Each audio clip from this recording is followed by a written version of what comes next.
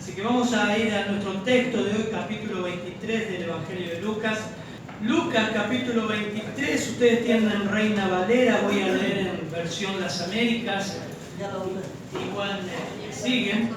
Leemos y oramos. Lucas 23, 44 al 49 versículos. Era ya como la hora sexta, cuando descendieron tinieblas sobre toda la tierra hasta la hora novena. Al eclipsarse el sol, el velo del templo se rasgó en dos. Y Jesús, clamando a gran voz, dijo: Padre, en tus manos encomiendo mi espíritu. Y habiendo dicho esto, expiró.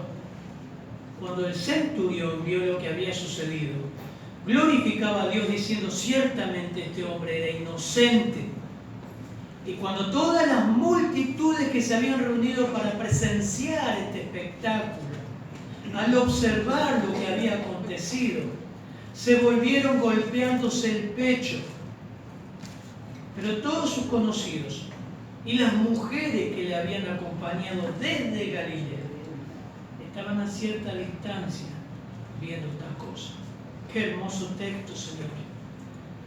Estamos en la cúspide, en lo sublime de la obra expiatoria, Señor. Qué privilegio predicar este texto. Ruego que tú lo utilices conforme a tu voluntad. Quien hablas de barro, Señor, tu espíritu y tu palabra en la que dan vidas. Oramos en tu nombre. Amén. El pueblo, recordamos, entramos un poquito en el texto del capítulo 23, en el contexto, y el ambiente de lo que estaba sucediendo allí. Lucas nos muestra, y fuimos viendo los otros evangelios también, que se había armado una parodia, una comedia con lo que era el sacrificio expiatorio de Cristo. Lucas comienza hablando que el Señor, al llevar la cruz, piden a cierto Simón de Cirene. El Señor se dirige a las mujeres diciendo: lloren por mí, lloren por ustedes, y habla de la condenación, del juicio que vendría en el año 70 sobre Israel. Es algo histórico. Los romanos destruyeron el templo a consecuencia de que a los suyos vino, los suyos no lo recibieron. Sigue avanzando el texto, el versículo 42, vemos toda esa comedia, la burla, la atmósfera de burla, de castigo que hacían con el Hijo de Dios. Se sortearon las prendas, ambos presos se burlaban. Mateo nos dice que ambos se burlaban del Señor grotescamente. Pero en medio del capítulo 23, versículo 34, el Señor hace una oración sublime, con consecuencias aún para la iglesia de hoy. Y el efecto lo tuvo inmediatamente desde la cruz. Padre, perdónalos porque no saben lo que hacen. Pilato había hecho un cartel, también en forma de burla y de bronca en contra de los judíos que sentenciaron al Señor. Pilato 3 veces trató de liberar al Señor y le puso: este es el rey de los judíos. Versículo 39 en adelante, un breve repaso antes de entrar. Vemos que uno de ellos hace un clic. En un momento entra en sí, en un momento su visión de la cosa cambia radicalmente. En un momento clama al Señor y reta, exhorta y habla con el otro compañero de Barrabás. Ellos estaban sentenciados a muerte. Y le dice: ni aún temes a Dios estando en la misma condenación. Qué hermoso texto, ¿no? Y vemos cómo el resultado de la oración del Señor se gesta la primera conversión desde la cruz. Y Él admite y le dice: ningún mal hizo. Nosotros estamos aquí por lo que merecieron nuestros hechos, versículo 41. Mas ningún mal hizo. Y acude a Cristo, que así terminamos el domingo pasado y empezamos este domingo. A Cristo debes acudir. No a un pastor, no a una iglesia, no a una religión como vemos arriba. A Cristo, y se dirige a Él. al del centro y le dice, Señor, acuérdate de mí cuando vengas en tu reino. La respuesta fue inmediata, es lo mismo que hoy. La respuesta fue inmediata, el Señor le responde, porque Dios da mucho más abundante de lo que entendemos y de lo que pedimos. Efesios 2:20. Entonces, de cierto te digo, le dijo el Señor, que no como dicen los testigos de Jehová, que algún día estarás, sino que hoy, en un momento más, 3 horas más, estarás conmigo en el paraíso. Así terminamos el domingo pasado. Pero el texto sigue, y Lucas dice, cuando era ya la hora, como la hora sexta, hubo tinieblas sobre toda la tierra hasta la hora novena, y esto está hablando del mediodía hasta las 3 de la tarde, 3 horas. Así que lo que vamos a ver hoy, si querés anotar ahí en tu papel, van a ser los acontecimientos en estas 3 horas, los sucesos dramáticos, poner los milagros en las últimas 3 horas del Señor. Son 5 milagros que ocurrieron desde la cruz, en la cruz, dramáticamente. Vas a ver que ese clima de burla, de risotadas, tan grotesco con el Señor cambia totalmente. Y vas a ver estos sucesos dramáticos, que el primero de ellos son tinieblas. Comenzamos con el primero, versículo 44 al 45, por favor. Cuando era como la hora sexta, hubo tinieblas sobre toda la tierra hasta la hora novena, y el sol se oscureció y el velo del templo se rasgó por la mitad. El primer suceso que ocurre ya en las últimas 3 horas del Señor, desde el mediodía hasta las 3 de la tarde, luego de que el Señor perdonara a este reo, le dijo, hoy estarás conmigo en el paraíso. Comienza a ejecutarse la expiación de Cristo. Por eso le digo, hermanos, que estamos en lo más sublime. Y para cambiar el escenario, lo que Dios da ahí es tinieblas. El texto nos dice que eran tinieblas sobre toda la tierra. La extensión de esas tinieblas, este mensaje lo dio el pastor Cristian, pero sobre Mateo en una Pascua. Pero vamos a volver a explicar. Las tinieblas sobre hasta dónde llegaron, no sé, hermano. No es importante. Lo que Lucas dice en los evangelios en toda la tierra, sobre todo ese escenario, la tierra se oscureció totalmente. Totalmente. Es interesante que la palabra escotos, que es la palabra tiniebla, escuchen esto, es la misma palabra que el Señor utiliza para hablar de infierno. Ahora usted dice, bueno, pastor, pero usted leyó en la versión americana de eclipsarse el sol, un eclipse que Dios mandó. No. Porque un eclipse, primera cosa, no dura 3 horas. Ustedes vieron que tuvimos hace poco un eclipse a la tarde, que todo se oscureció, pero no fue tan oscuro. Todos sacaron fotos y mandaron, hace poco, unos meses atrás. Pero realmente el texto no está hablando de un eclipse. Primero porque era luna llena y los judíos seguían el calendario lunar. Y segundo, hermano, que duró 3 horas. Tercero también, que ese tipo de tinieblas es el que el Señor atribuye al infierno y es oscuridad absoluta.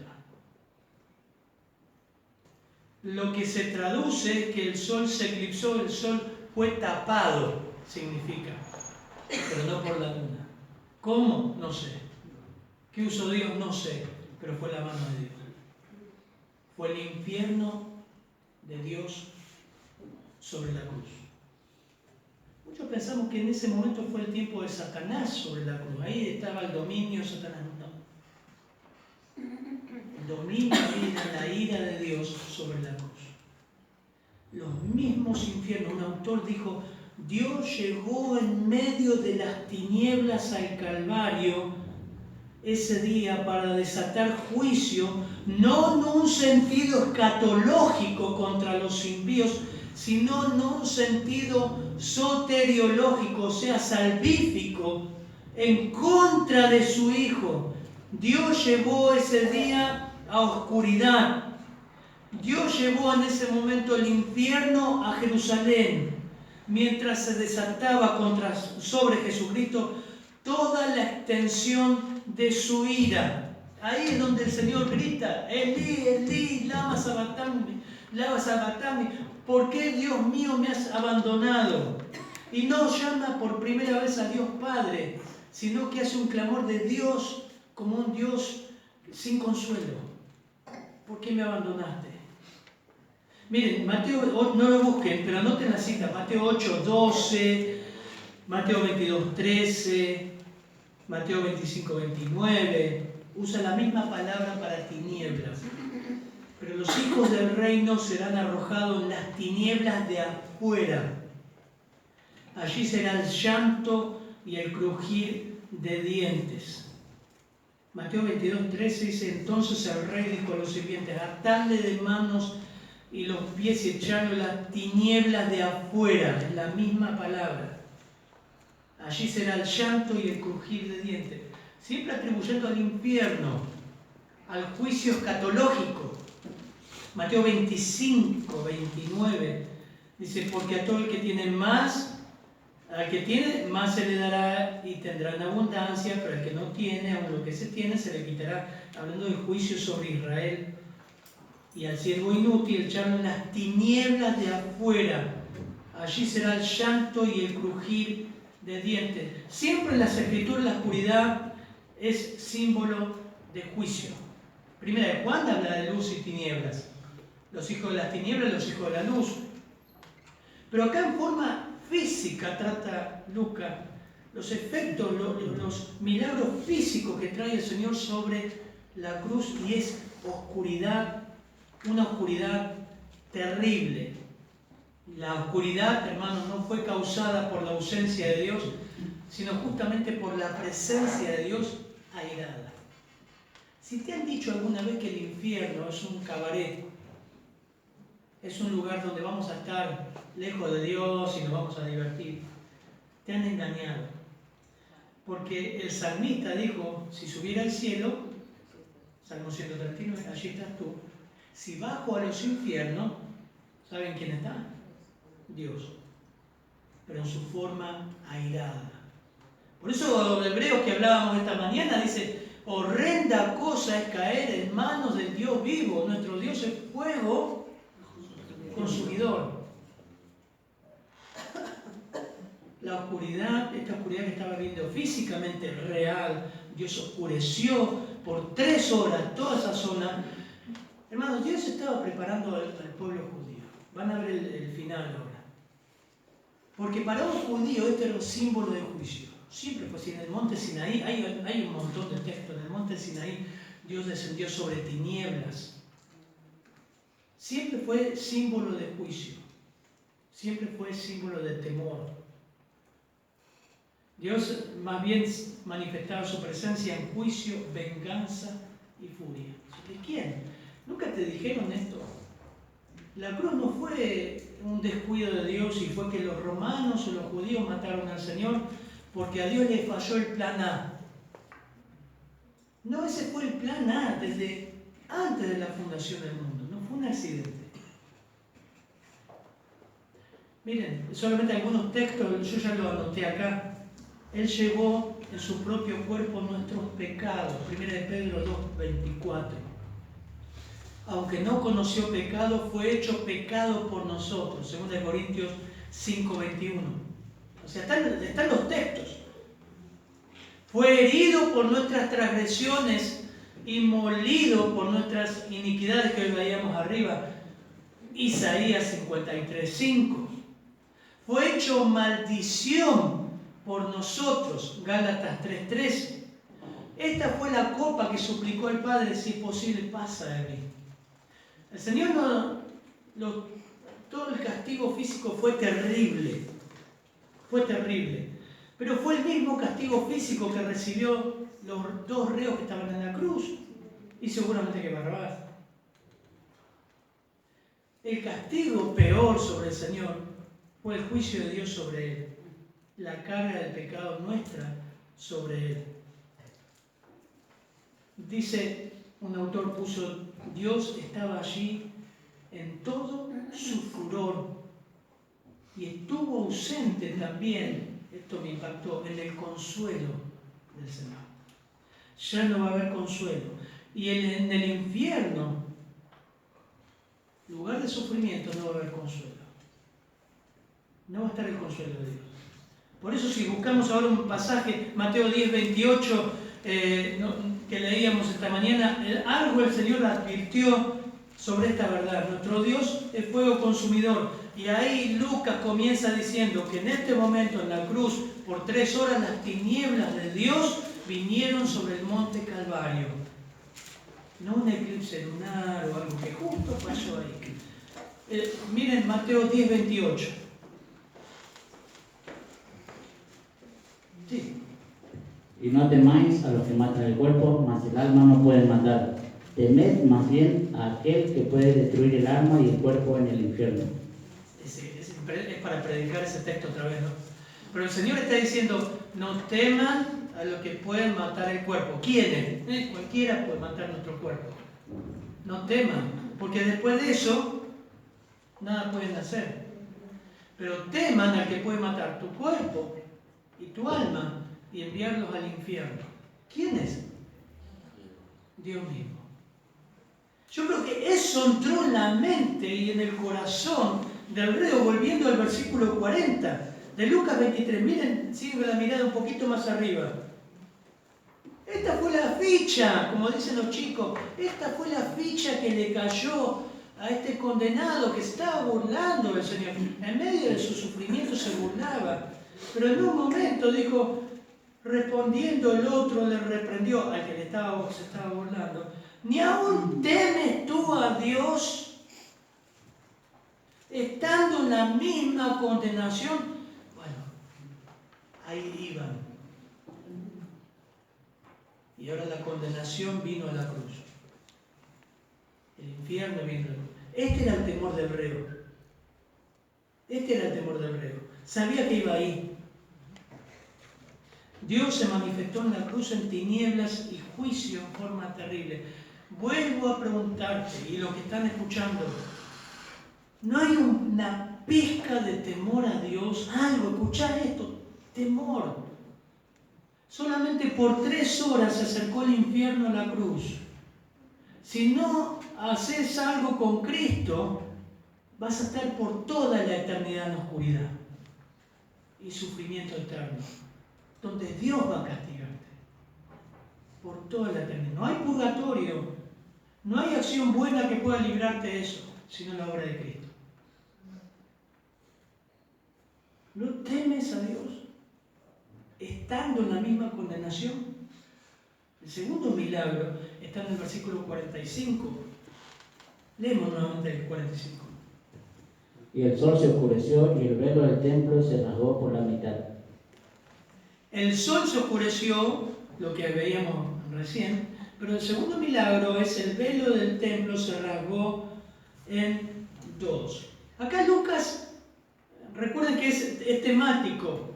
Menciona primero las señales materiales o físicas, oscuridad, rotura del velo, la muerte, y entonces sin interrupción da los efectos de que causa eso en la gente, el centurión y los soldados, ¿no?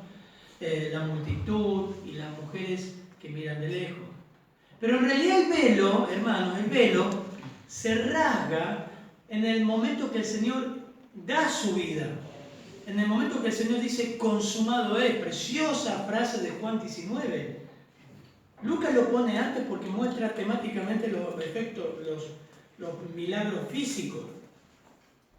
Pero el velo se rasga después. Ahora, eso tenía un símbolo. En el mismo momento que el Señor estaba muriendo en la cruz, dando su vida, en el mismo momento, en el templo el sacerdote estaba haciendo el sacrificio. Mateo dice, Mateo 27, 51, he aquí el velo del templo se rasgó en 2, de arriba a abajo, y la tierra tembló y las rocas se partieron. Para que entiendan, aunque ya lo hemos explicado muchas veces, el velo separaba el lugar santo del lugar santísimo, la presencia misma de Dios, donde estaba el arca del pacto, donde entraba el sacerdote una vez al año. Ese velo grueso es rasgado de arriba hacia abajo. Algunos dicen que fue el terremoto, pero no es así. Porque ustedes, si siguen el orden de Mateo, el terremoto viene después de que se rasga el velo. Otros agregan, bueno, puede ser que el velo estaba gastado. Si se hubiese gastado, se hubiese roto en otras partes. Pero las escrituras son puntuales en decir la rotura ocurrió inmediatamente después de la muerte de Cristo y fue de arriba hacia abajo. Como decían, alguien dijo, como si el mismo dedo de Dios hiciera esto. Y todo eso tiene una simbología. Por eso les digo, Dios estaba preparando el corazón de Israel y está mostrándole el velo. Ya quedó obsoleto. El templo va a quedar destruido en el año 70. Pero el templo ya quedó destruido espiritualmente por la obra de Cristo. Todo el sistema legalista, todo el sistema del templo quedó obsoleto. Y eso es lo que nos dice Hebreos, que lo vamos a ver ahora. Hebreos 9, por favor, 11 al 14. Hebreos 10, vamos a leer Hebreos 10, después leemos. Hebreos 10 les leo. Hebreos 10, 19 nos dice lo siguiente. Entonces, hermanos, puesto que tenemos confianza para entrar en el lugar ¿qué? Santísimo, por la sangre de Jesús, por un camino nuevo y vivo que Él inauguró para quienes, para nosotros por medio del velo, es decir, su carne. Ven, hace un cambio. Y puesto que tenemos un gran sacerdote sobre la casa de Dios, acerquémonos con corazón sincero, en plena certeza de fe, teniendo nuestro corazón purificado de mala conciencia y nuestro cuerpo lavado con agua pura. Son los efectos de la salvación.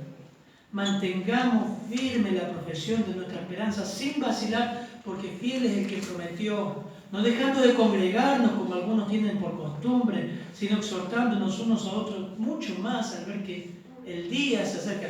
Entre paréntesis, algunos dicen que es el día del Señor, otros dicen que es el día, como en la carta a los Hebreos, del año 70. No importa. Pero lo que está hablando ahí es que hay acceso directo a Dios. Y lean Hebreos porque dice, ya no hace falta sacerdotes, ya Él entró una vez y para siempre.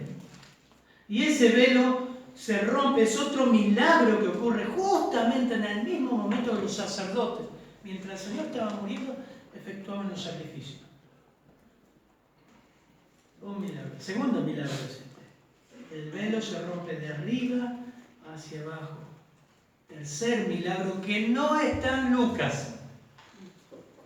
Está en Mateo y están juntos, el tercero y el cuarto. Pero es interesante mostrarlo porque Mateo 27, versículos 51 al 52, dice lo siguiente. Este es el tercer milagro. Miren el espectáculo que estaba ocurriendo en la cruz. Ya no había risas, ya no había burlas, ya no había gritos. Porque toda la presencia judía ahí estaba diciendo, esto lo sé, estos milagros, estas señales tienen que ver con nuestros símbolos, con lo que ocurrió en el Antiguo Testamento. Las tinieblas, sabemos de las tinieblas, es la presencia airada de Dios. El velo se rasga, pero ocurre otra cosa. He aquí, el velo del templo se rasgó en dos, Mateo 27, 51. De arriba abajo, y la tierra tembló. ¿Ven? Ahí está, ven. Y Mateo le dice, primero se rasga el velo, no por efecto del terremoto. Luego viene el terremoto, y las rocas se partieron. Esto es físico, no es algo alegórico o místico. Y los sepulcros se abrieron, y los cuerpos de muchos santos que habían dormido resucitaron. Un gran terremoto que muestra Mateo 27, 51. Y al igual que las tinieblas, los terremotos siempre en el Antiguo Testamento frecuentemente hablaban de la presencia de Dios. Generalmente, hago un paréntesis porque cuando hablamos de la presencia de Dios, yo leo ahí a veces que algunos ponen, Señor, es tu presencia, oramos para que tu presencia, decir, Dios se me manifestó, la presencia de Dios se hizo manifiesta en tu vida, ¿seguro? Cada vez que Dios se manifestó en su presencia, a los profetas, a los hombres de Dios, quedaron enfermos. ¿Sabías eso? Lee un poco la Biblia. Juan, en la isla de Patmos, capítulo 1, cuando el Señor se le presenta y describe al Señor como llama de fuego, sus pies, su cabeza, no empieza a cantar, ¡ay, estoy en la presencia del Señor! Y le agarra el espíritu del sudor y comienza a temblar y a cantar y a hablar en lengua. Dice que cae como muerto. Y él pone su mano y dice, no temas. Siempre la presencia de Dios dio temor y lo sigue haciendo hoy. Cuando Dios se manifiesta en salvación en alguno de nosotros, nos da temor. Como decíamos hoy en la clase, ¿no? Porque nos pinta, los joyeros cuando ponen las joyas, las ponen sobre un manto rojo, pero generalmente lo ponen sobre un manto negro para que resalte el diamante. Y cuando vos ves realmente el diamante de la salvación es porque primero viste el panorama negro. Viste lo depravado que son, lo mala que son, lo malo que soy, lo malo que somos, y dijiste, Señor, sálvame. Sálvame porque me voy al infierno. En algún momento tiene que pasar eso. La presencia de Dios siempre causó temor. Y si la presencia de Dios hizo manifiesta en tu vida en salvación, en algún momento dijiste, papá, mamá, ¿cómo puedo ser salvo? Ayúdame, ¿qué es ser salvo? Pastor, ¿cómo? Yo no entiendo el Evangelio, nunca me lo explicaron y tengo miedo de ir al infierno. Se manifestó un terremoto aquí. Salmo 18:7 dice, entonces la tierra se estremeció y tembló, los cimientos de los montes temblaron y fueron sacudidos porque Él se indignó. Salmo 68:7, oh Dios, cuando saliste al frente de tu pueblo, cuando marchaste por el desierto, tembló la tierra. También se derramaron los cielos ante la presencia de Dios. El Sinaí mismo tembló delante de Dios, el Dios de Israel. Pasajes como Éxodo 18, Salmo 18, Nahum, hablan de que siempre el terremoto fue manifestación de la presencia, de la intervención divina. En Israel. En Israel. ¿Quién estaba mirando la cruz y los que pasaban se burlaban? ¿Quiénes eran? Judíos. ¿Quiénes estaban ahí? Va la tercera señal, va la cuarta. Fíjense en el versículo 52, por favor, de Mateo 27. Juan. Lo leo, el versículo 52 dice, y los sepulcros se abrieron y los cuerpos de muchos santos que habían dormido resucitaron. También esto ocurre cuando el Señor muere. El resultado del terremoto fue que genera este cuarto suceso. Dice que se abrieron los sepulcros y muchos cuerpos de santos que habían dormido se levantaron, salieron de los sepulcros y según lo que nos dice Mateo 27, se presentaron en Jerusalén después que el Señor resucitó. Me va a preguntar, ¿y pastor, y qué pasó entre ese periodo que salieron? ¿Dónde quedaron? No sé, no importa. Pero le creo a las escrituras que dice que muchos, ¿cuántos? ¿Qué sé yo? No sé cuántos eran. Pero eran como los muertos vivos. No, no eran los muertos, no eran zombies, eran creyentes que habían muerto. No dice. Pero ¿cómo creyeron? Creyeron en las promesas de Dios, creyeron en Cristo y resucitaron como efecto de la muerte de Cristo. Y el terremoto dice que abrió los sepulcros. A mí me hubiese dado chucho igual, por más que sea santo. Pero ocurrió una señal, un milagro increíble que nos da esperanza. Porque Cristo es la primicia de los que durmieron. Ellos se presentaron con Cristo en Jerusalén después. ¿Y qué pasó después? No sé. ¿En qué momento fueron al cielo? Habrán ido con el Señor después, pero fueron testimonios de que la muerte de Cristo fue efectiva y produjo vida. La muerte de Cristo garantiza nuestra resurrección gloriosa. Amén. En alma y en cuerpo, que creo que hoy hablaron algo de eso en el inductivo aquí a la mañana. Mateo 27, 53 dice, y saliendo de los sepulcros, después de la resurrección de Jesús, entraron en la ciudad y se aparecieron a muchos. ¡Qué revuelo! La tía, mira el primo, mira, apareció ahí, con cuerpo, obviamente, no zombies, cuerpos glorificados, cuerpos que le dio el Señor. ¿No me creen? Miren, 1 Corintios 15. Esto fue algo previo de lo que va a ocurrir. Algo previo de lo que Pablo habla en 1 Corintios 15. Y esto digo, hermanos, 1 Corintios 15, 50. Que la carne y la sangre no pueden heredar el reino de Dios, ni lo que se corrompe hereda lo incorruptible. O sea, como estamos con este cuerpo que se va deteriorando cada vez más, en algunos más rápido, en otros más lento, pero nos vamos deteriorando, Pablo dice, esto no va a ir al cielo así como está. Entonces explica, versículo 51, aquí les digo un misterio, no todos dormiremos, pero todos seremos transformados. Sí. En un momento, estoy leyendo 1 Corintios 15, 52, en un abrir y cerrar de ojos, pestañear, mirá, ¿cuánto tardó? No sé, segundos, menos. En un abrir, no importa eso, pero Pablo está explicando, un abrir y cerrar de ojos, a la trompeta final, pues la trompeta sonará y los muertos resucitarán incorruptibles y nosotros seremos transformados. Pablo está pensando que si se queda, si todavía no ha venido el Señor, él va a ser transformado, los que están vivos. Porque es necesario que esto corruptible, o sea, este cuerpo corruptible se evita de incorrupción y esto mortal se evita de inmortalidad. Es necesario eso, una transformación. No podemos ir al cielo con este cuerpo, no está adaptado. Pero cuando esto corruptible se haya vestido de incorrupción y esto mortal se haya vestido de inmortalidad, entonces se cumplirá la palabra que está escrita, devorada ha sido la muerte en victoria. ¿Dónde está, oh muerte, tu victoria? ¿Dónde, oh sepulcro, tu aguijón? El aguijón de la muerte es el pecado y el poder del pecado es la ley. Pero gracias a Dios, gracias que nos da la victoria por medio de nuestro Señor Jesucristo.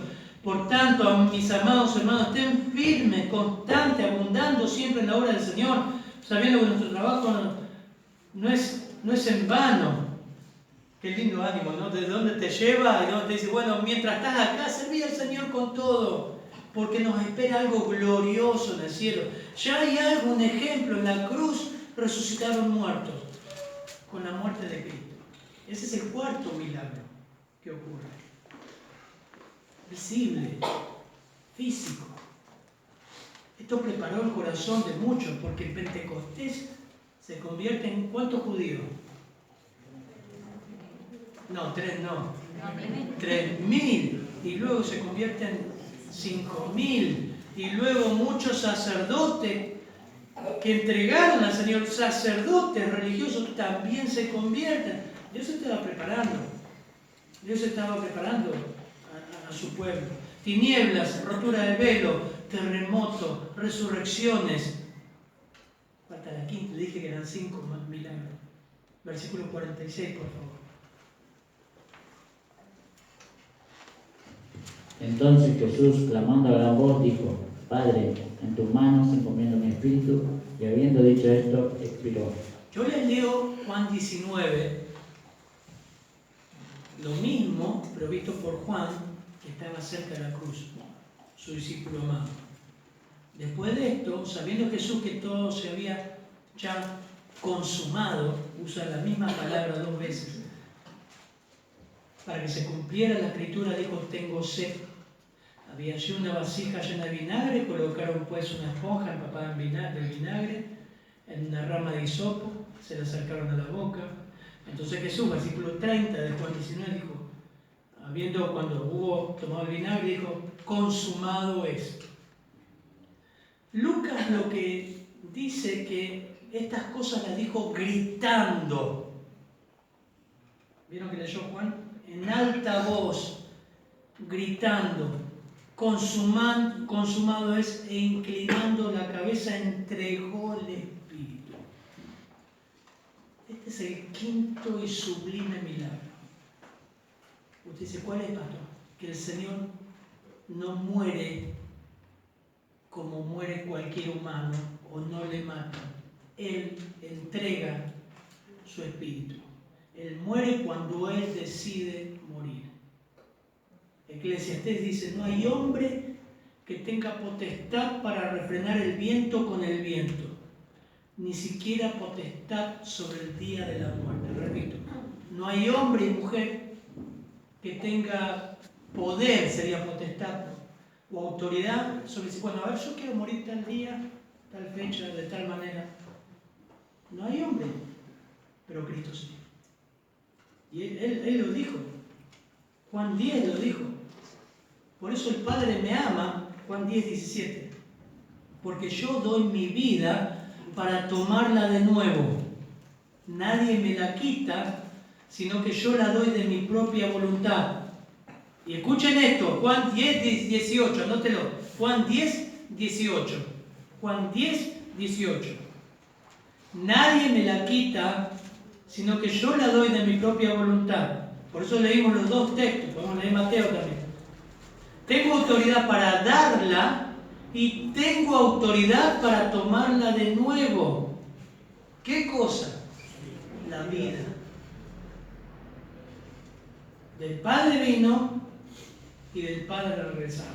Lucas nos dice que, y también Juan, el Señor dice la palabra, en tus manos encomiendo mi espíritu. ¿Saben que este es el Salmo 31:5? Es interesante, que si puedes leerlo. Pero el Señor solamente dijo la primera parte. En tus manos, a ver, escucha, ¿no? En tus manos encomiendo mi espíritu. Ahora Juan nos lee la segunda, las 2 partes. Bien. Salmo 31:5. En tu mano encomiendo mi espíritu. Tú me has redimido, oh Dios, Señor, de verdad. Tú me has redimido, oh Jehová, Dios de verdad. Tú me has redimido. El Señor no necesitaba redención. ¿Quiénes necesitaban redención? Nosotros. Pero este versículo, hermanos, esto es impresionante. En este mismo momento lo estaba mencionando el sacerdote en el templo y en los sacrificios. Usaban este versículo. Al matar el cordero, al sacrificar el cordero, en tus manos encomiendo mi espíritu, tú me has redimido con la sangre de este cordero. Y el Señor usa eso. Qué impresionante. Eso es lo que usa en la cruz. Y Juan agrega, consumado es. La palabra ahí significa llevar a cabo la voluntad de alguno. Es la conclusión culminante y el cenit de la obra que había realizado en perfecta obediencia al Padre. Consumado es. Todo lo demás queda obsoleto. ¿Saben? ¿Entienden la palabra obsoleto? Ya no sirve. Ya no sirve.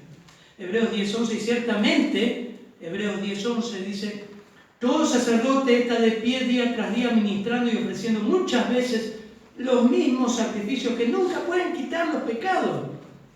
Pero él, habiendo ofrecido un solo sacrificio por los pecados para siempre, se sentó a la diestra de Dios. Amén. Amén. Fue suficiente. La obra expiatoria de Cristo estaba completa. Nada puede ayudarte a salvarte. Tu buena conducta no va a ayudar a quitar tus pecados. nada de lo que tu conducta, de tu ayuda, nada de lo que hagas por obras, nada de lo que dejes de comer, nada de lo que comas, nada de lo que te vistas, nada, el sabbat no va a quitar tus pecados, no comer cerdo no te va a quitar los pecados, todas esas obras se define con una palabra, consumadas. Pablo lucha con esto, estaba leyendo Gálatas en la semana contra toda la secta que agregaba a la obra de Cristo. Bueno, pero la obra de Cristo está bien, pero nosotros tenemos que portarnos bien, tenemos que hacer esto, tenemos que guardar esto, tenemos que circuncidarnos, tenemos que seguir manteniendo la ley para ser salvos. No. Queda definido en Juan 19, versículo 30. Está todo hecho. Fue suficiente. He aquí el Cordero de Dios que quita el pecado de nosotros. Así que todos 5 milagros, ¿no? Las tinieblas, la rotura del velo, el terremoto, las resurrecciones, las palabras de Cristo en la cruz al final, su obra expiatoria, Él le entrega por sí mismo su vida. Todo esto combinado por 3 horas tuvo un efecto. Tuvo un efecto en la gente que, recuerden, se estaban burlando, se estaban riendo. Y el primer efecto que Lucas nos dice es el centurión. Mire, versículo 47. Cuando el centurión vio lo que había acontecido, dio gloria a Dios, diciendo, verdaderamente este hombre era justo. Verdaderamente, cuando el centurión vio lo que había sucedido, glorificaba a Dios diciendo, y las Américas traducen, ciertamente este hombre era inocente. ¿Quién lo había dicho antes? Pilato. 3 veces no quisieron escuchar. ¿Quién lo había dicho? Muy cercano, el reo en la cruz. Nada, ningún mal hizo. Mateo 27, 54 agrega a los soldados también. No fue solamente el centurión. El centurión era el que tenía cargo. Pero dice Juan en Mateo 27, 54, el centurión y los que estaban con él custodiando a Jesús. Cuando vieron el terremoto, las cosas que sucedían en 3 horas, se asustaron mucho, dice Mateo 27, 54. Y dijeron, en verdad, este era el Hijo de Dios. La conducta de Jesús, las palabras de Jesús, las cosas que vieron. Pero miren, yo me animo a decir que esto fue el resultado del versículo 34. Padre, perdónalos porque no saben lo que hacen. Y ellos estaban ahí en el pie de la cruz sorteando las prendas del Señor. Conversión de soldados, de centurión. Segundo, versículo 48. Y cuando todas las multitudes que se habían reunido para presenciar este espectáculo, al observar lo que había acontecido, se volvieron golpeándose el pecho. Miren, esta multitud había experimentado todas las emociones. Habían entrado una semana antes, Hosana, bendito que viene en el nombre del Señor, con palmas. El Señor entró en un burrito, gozoso de que entraba su Mesías en Jerusalén.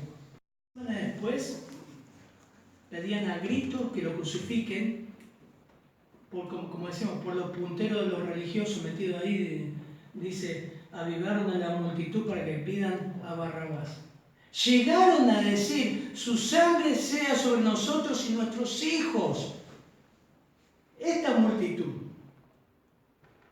Ahora vuelve golpeándose el pecho. ¿Qué era golpearse el pecho? ¿Se acuerdan? Era RCTP, ¿cómo se dice? Para resucitarse. Nada, no es eso. ¿Qué era golpearse el pecho? Señal de lamento y dolor. Dolor, pesar. Ellos comenzaron a sentir pesar. Sin duda, todo este espectáculo preparó los corazones de muchos que más adelante se convertirían en Pentecostés. Una vez más. Mire qué cambio, ¿no? Qué clima. De golpe cambia el clima. La parodia, la comedia termina en la cruz. Con estos sucesos, estas 3 horas. Y al término que el Señor expira, esta multitud vuelve sintiéndose culpable. con pesar. Padre, perdónalo porque no saben lo que hacen. Quiero decirte algo antes de terminar.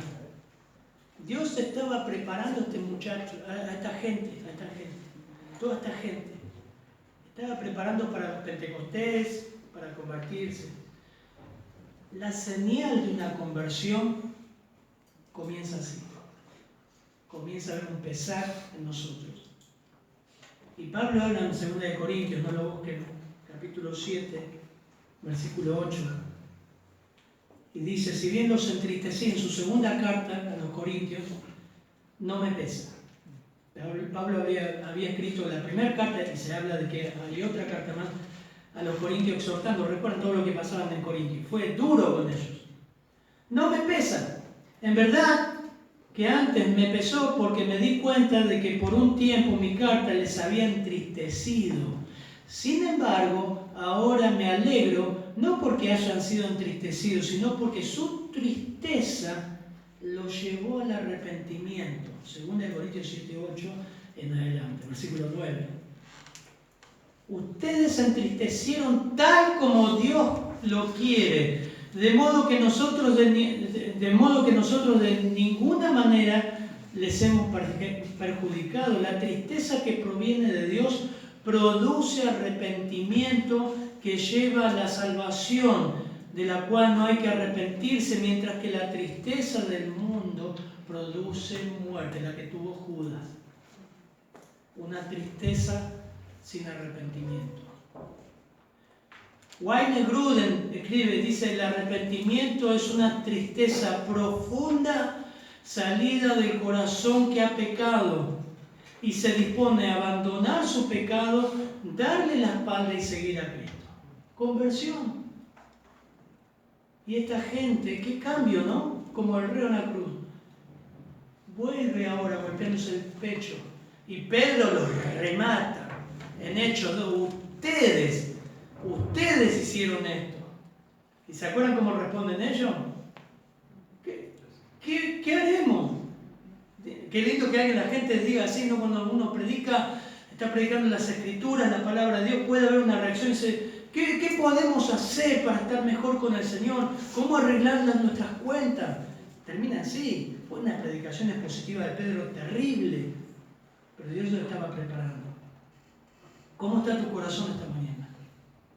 Con todo lo que venís escuchando acá o donde estés escuchando de Cristo, una y otra vez de tu pecado, de que el juez justo estará parado un día ahí, estaremos parados delante del juez justo y Él no puede perdonarnos, no va a perdonarte, a menos que hayas ido a Cristo. Un juez no debe perdonar la maldad, un juez debe castigar la maldad. Y si estás sin Cristo, está establecido que los hombres mueran una sola vez después del juicio, y vas al juicio sin Cristo, vas al infierno. Termina el texto, versículo 49, pero todos sus conocidos y las mujeres que le habían acompañado desde Galilea estaban a cierta distancia viendo estas cosas. ¿Saben que termina algo muy lindo? Porque todos sus discípulos estaban lejos. Juan se dice que se quedó, Juan 19:26, al pie de la cruz. Pero el resto de la gente, lo único que quedó, ¿saben quiénes eran? Mujeres que le habían salido de Galilea. Y ahí estaban. Algunas se acercaron a la cruz, María Magdalena, se acercaron, después se alejaron por el dolor, estaban la congoja que tenían, la congoja, la incertidumbre, las dudas. De los muchachos, solo Juan quedó, no quedó ninguno. Ahora, todas estas mujeres, que nos dice el versículo 49, y en complemento con los evangelios, incluso estaba Juana, que era esposa de Chuza, dice, donde era mayordomo de la casa de Herodes, Lucas 8:3. Esta mujer también estaba ahí. Mujeres. Qué lindo, por el mensaje termina con mujeres. Y Lucas, van a ver que termina que las mujeres son protagonistas de la resurrección de Cristo. Y habla muchísimo lo que sigue ahora de las mujeres. 3 cosas. Dice, no se menciona el grupo de los 11 que haya estado presente en el Calvario, pero esas mujeres sí, y mostraron valor. Y recuerden que la mujer no era tenida en cuenta en ese tiempo. El Señor sí. Cuando dice que los cristianos son machistas, tienen que leer la Biblia. En segundo lugar, habían seguido a Jesús desde Galilea a Jerusalén y tenían por costumbre ministrar las necesidades de Jesús. Ellas habían dado evidencias de amor al Señor, de compasión, pero por sobre todo, este grupo de mujeres eran testigos y fueron testigos competentes de los hechos, lean el último capítulo, de la redención y también de la resurrección. Tenían autoridad divina y por estas mujeres, toda esa evidencia depende de la iglesia. La iglesia depende de esa fe. Fueron testigos de la resurrección de Cristo. Qué lindo, ¿no? A veces yo veo en nuestras iglesias, pastor, siempre somos más mujeres que hombres. Y lamentablemente sí. La mujer tiene un grado de sensibilidad. No digo que no sean pecadoras, como todo hombre, pero generalmente la mujer da el paso que el hombre no da. Siempre decimos, hay hombres zapallos que tendrían que tomar la iniciativa. De ahí de los muchachos no quedó ni nada, hasta desnudo huyeron. Uno solo quedó Juan. Pero qué importancia le dan las escrituras a las mujeres. Qué lindo tener en nuestra iglesia mujeres piadosas. Qué hermoso es ver la reunión de mujeres que cumplió 10 años, fieles, un grupo de 20, 15, 20, 25 mujeres, que siempre están ahí. Y usted pide para servir que hay más, en un grupo de limpieza que hay, mujeres. ¿Quiénes vienen primero a la iglesia los domingos a la mujer? Los domingos a la mañana, mujeres. ¿De dónde? De Ituzaingó, de todos lados. Bien, son fieles. Disponibilidad. No digo, la Biblia habla mucho del liderazgo masculino, pero no desprecia a las mujeres también. Así que les animo, hermanos. Vamos a orar. Y si algo Dios te ha hablado, creo que Dios va a guiarte a tomar una decisión, a examinar tu salvación, a ver si realmente en algún momento hubo congoja, hubo arrepentimiento, hubo temor a Dios. Padre, gracias por tu palabra. Oramos que tú obres en cada corazón, masticando este texto en la semana. Oramos que produzca salvación, Señor. Oramos que esto lleve a que esta tarde, en la semana, se pregunte, se examine, se pida, Señor, quiero ser salvo, ten compasión de mí. Oramos que use tus textos. Gracias por el Evangelio de Lucas. En tu nombre, amén.